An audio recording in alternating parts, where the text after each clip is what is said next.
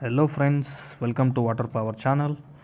आज हम बात करेंगे दो इम्पॉर्टेंट से topic in boiler water, that is priming and foaming. Friends, priming and foaming एक बहुत मेजर इंपॉर्टेंट टॉपिक होता है बॉयलर वाटर में। इससे हमारे बॉयलर ट्यूब्स का हेल्थ बहुत ज़्यादा ख़राब होता है। So without wasting any time, let's get started.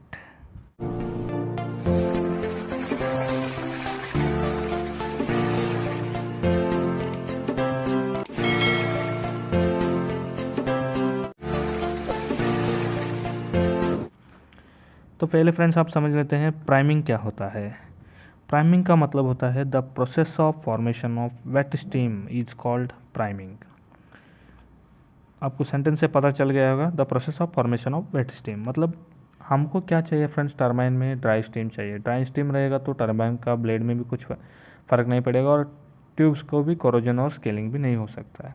लेकिन एक बार क्या होता है, कुछ इम्प्योरिटीज़ की वजह से ड्राई स्टीम फॉर्मेशन होना होता है वो वेट स्टीम में बदल जाता है friends.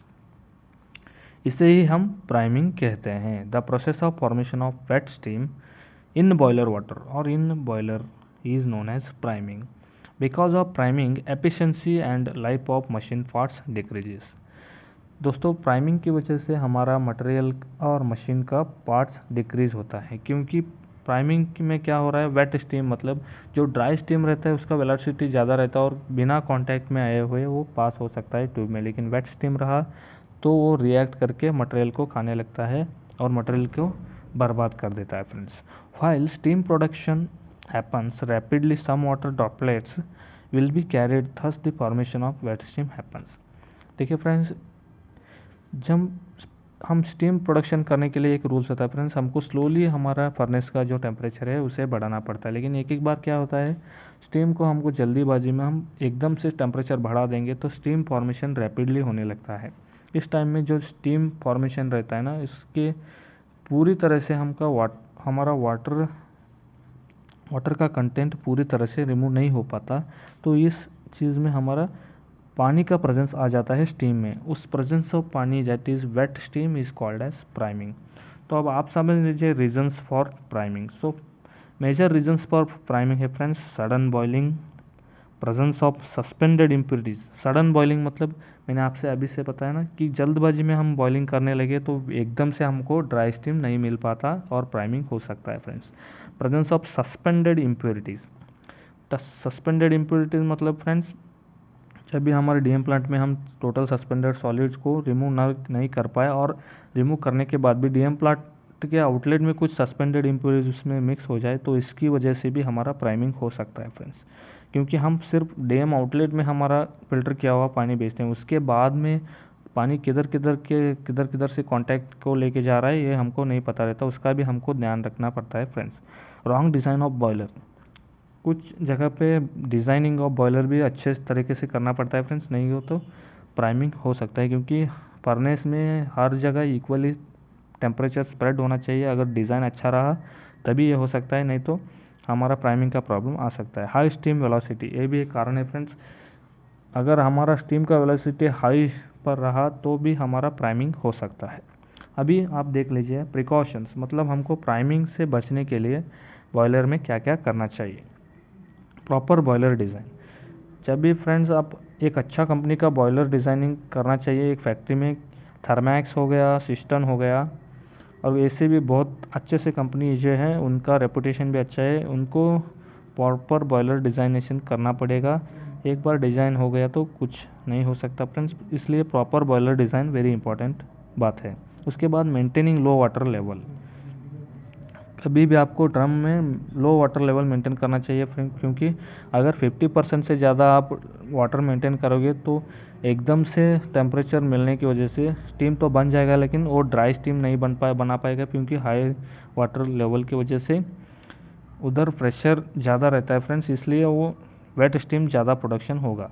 Avoiding high pH, also alkalinity in water can cause priming, so you must maintain the standard amount of pH instead of high pH.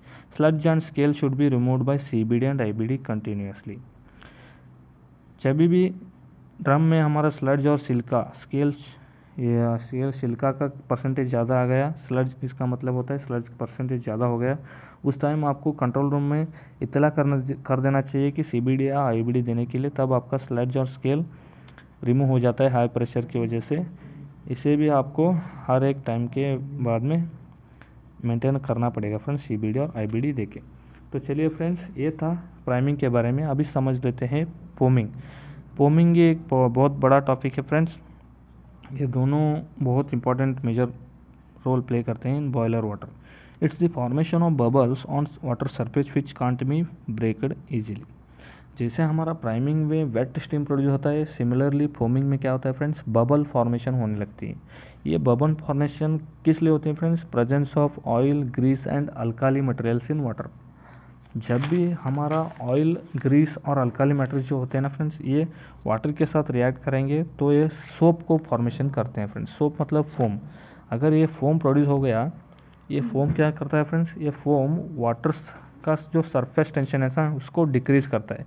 Surface tension मतलब क्या है, सरफेस टेंशन सरफेस और जो tubes रहते हैं ना उसका सरफेस और हमारा वाटर के बीच में कांटेक्ट रहता है फ्रेंड्स। अगर ये डिक्रीज हो गया तो इजीली हमारा वाटर और स्टीम मटेरियल के कांटेक्ट में नहीं आ सकता। इस वजह से हमारा फोमिंग का खतरा बहुत बढ़ जाता है फ्रेंड्स।